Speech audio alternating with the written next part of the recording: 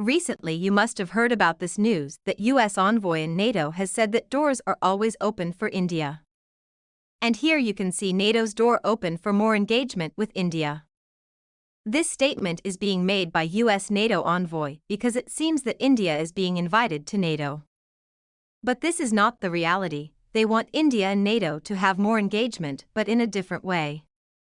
In this video, I will tell you what can be the problem with India with NATO and why does India want to expand NATO. But before moving ahead, I will ask you a question. The question is that recently Turkey, which is a NATO member. Which country has it approved NATO membership? Very soon this country will become a NATO member after Turkey's approval. These are your options: Iceland, Finland, South Korea, or Taiwan. Answer in the comment section. You will get the right answer at the end of the video. First of all, I will tell you in a very simplified language that why NATO is a problem for many countries. NATO means North Atlantic Treaty Organization. It was formed in 1949. And its main task was to keep the North Atlantic area safe. Where is North Atlantic? Atlantic Ocean. Here is the Atlantic Ocean and the north part of the Atlantic Ocean. The security of these countries was the main priority of NATO.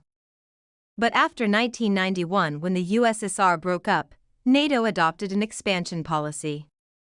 In 1991, after the USSR broke up, there was an understanding between the Russian Federation and NATO. That NATO will not move a single inch to the eastern side. Now I will show you a small clip. This is a famous geopolitical analyst of Noam Chomsky. He writes on international relations, what he has said about NATO's expansion and Russia. This is a small clip, you see. The idea that Ukraine might join a Western military alliance would be quite unacceptable to any Russian leader. This goes back to 1990 when the Soviet Union collapsed. There was a question as to what would happen with NATO. Gorbachev agreed to allow Germany to be unified and to join NATO. It's a pretty remarkable concession with a quid pro quo that NATO would not expand 1 inch to the east. That was the phrase that was used. So Russia has been provoked. What happened? NATO instantly moved to East Germany. Then Clinton came along and expanded NATO right to the borders of Russia. Here you heard the sentence that NATO's 1990 stance would not move a single inch to the east. But NATO left the entire east and made the countries its own members to the Russian border. And deployed its soldiers there. And when it came to Ukraine, any Russian president, Putin or anyone else would not tolerate a NATO country occupying a large border on their southern side. And then we saw that Ukraine-Russia war happened. The whole world is facing economic problems due to this.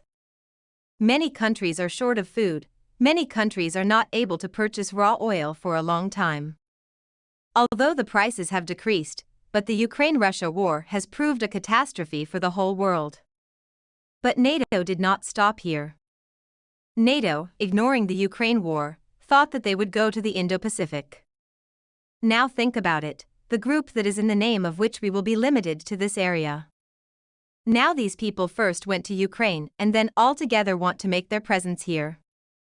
And actually there are many countries with whom NATO has started cooperation. These countries are called NATO plus 5 countries. These countries include Australia, Japan, New Zealand, Israel, and South Korea. Here do not count Pakistan, it is a separate group. Its name is US non-NATO ally.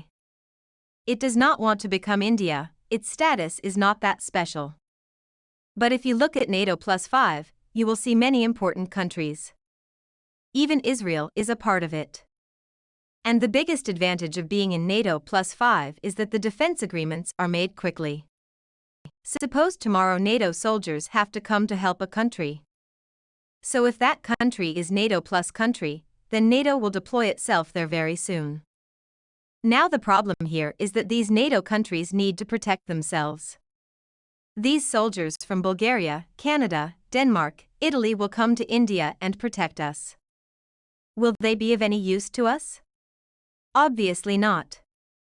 So even though many US senators have tried many times to pass a resolution in the US Parliament, that India should make a sixth member of NATO plus countries. India itself is not interested in becoming a part of this group. And there are many reasons for this. First, if India becomes a NATO plus country, then our relations with Russia will be very bad. Russia has already written in its recent release in Foreign Policy. If India makes alliances with Russia, then Russia will give resistance. This statement is also a big warning that do not join any alliance. India will not join this group because China will also feel very cornered. China's foreign minister has already said that the Indo-Pacific strategy is the Asian NATO itself.